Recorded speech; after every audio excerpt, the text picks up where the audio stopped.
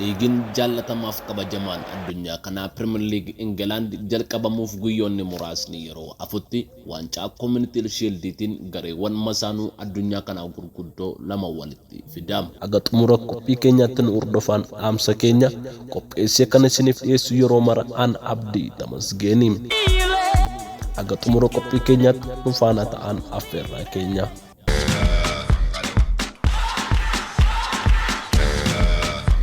Gareen warra Manchester City akka nama ayyaana dhaloota kabajaa jiruutti kokkolfaa gammadaa dirree yeroo seenu gareen Mikel Artetaan durfamu Arsenal immoo miira xiqqummaa wayitiin dirree seene.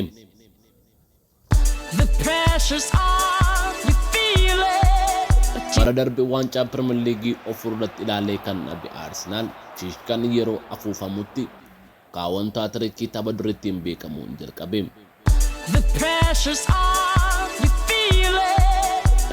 Dargaggeessi umuriin xinnoo qaamaaf teeknikaan guddaa foon loonii nyaachuun kan beekamu Erling Haaland yeroo miidiyaa keessa asiif achi fiigu arguun hawwii deeggartoota Manchester City ture.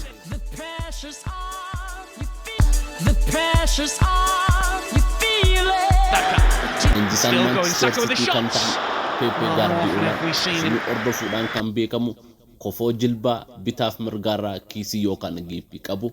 Keessa shamizii kofoo keessa bubuusuun ija kaameraatti yeroo mul'atu ajab nama jechisiisa. Taphni jalqabame daqiiqaa 25 yeroo ta'utti Arsenal miira xiqqummaa keessaa ni ba'e boqonnaa duraatiinis taphichi tapha waancaa otoo hin fakkaatin xumurame.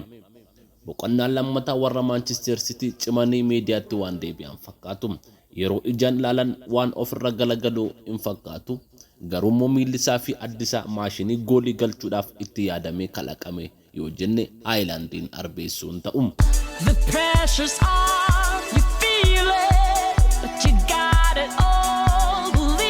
Garuu waan godhaniif isaantu beeka. Pep Guardiola Erling Haaland miidhaa keessaa baasuuf murteessanii.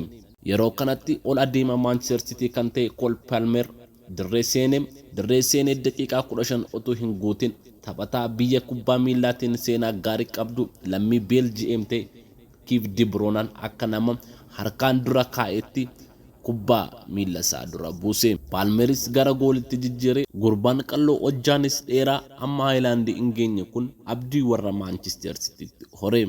Palmer caalaa kan iyyemmoo utubduu sarara ittisaa Manchester City Walker ture. Yeroo Palmer kubbaa goolii godhutti warri Manchester United fi warri Liverpool yoona kana itti no'u ittiin qorru wala nyaattu maaltu nu dhibe waan jedhan fakkaata. Goolittiinis goolii bareedduudha kan irratti galtees garee masaanuu ture. Hidhiin warra Arsenal waancaa dhungachuuf hawwaa turte ammas abdii dukkanoofte taate. Gareen Mikel Artetaan durfamu barana waancaa 4 of fuulduratti yookaan harkatti baate garuu otoo hin dhungatin afi jedhamee qeeqamaas tureera. Amma inni afuraffaanis abdiin dukkanoofteetti. Mikel Artetaan Pep Guardiola jalatti kan guddate taphataa collee warra Arsenal kan ta'e Martinelli daqiiqaa 75tti baasanii Leandro Trossard galchanii waan godhaniif isaantu beekama.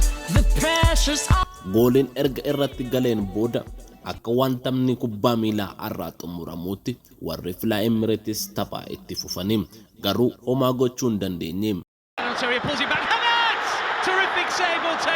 Sa'aatii idileen taphichaa ni xumurame daqiiqaan dabalataa 8 ni dabalamte.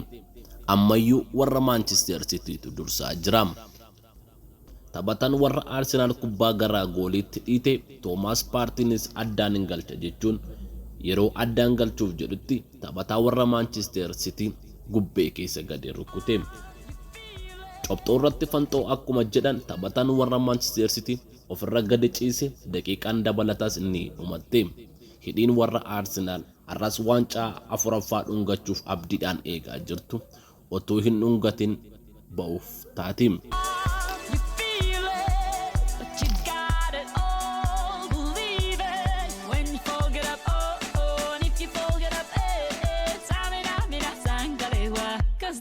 Daqiiqaan dabalataan ni dhumatte daqiiqaan 100 tokkorra geessee jirti. Yeroo kanatti taphataan warra Arsenal Trossard Martinelliidhaan jijjiiramee kan seene kubbaa gara goolitti dhiite. Kubbaan gara goolitti dhiitamtis taphataa warra Manchester City Akanji xiqqoodhuma ishee tuqee haala taphichaa guutummaa guutuutti ni jijjiire. Yeroo kanatti deeggartoonni Arsenal yeroo afaan isaanii akka malee banan ni mul'ata. Pep Guardiolaan immoo afaan cufatanii yeroo isaan ta'an iji kaameraatiin ajab nama jechisiisa. Safuu kubbaa miilaa taphichis guutummaa guutuutti ni jijjiirame. Shaampiyoonummaan warra Manchester City irraas ni haqamte. Amma tapha haaraa hordofna.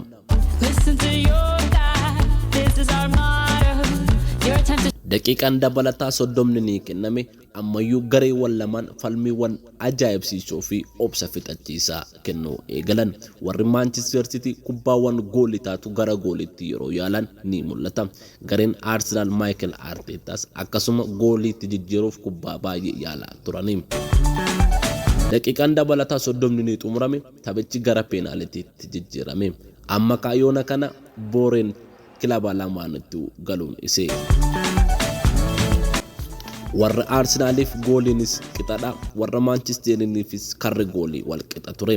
Lamaan isaaniiyyuu gara gooliitti dhiituuf dirqamani.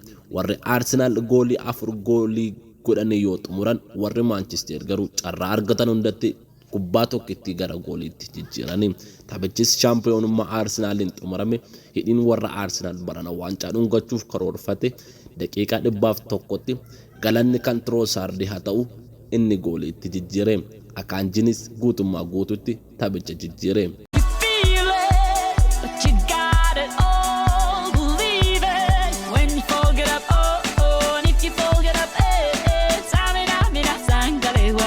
This is Africa.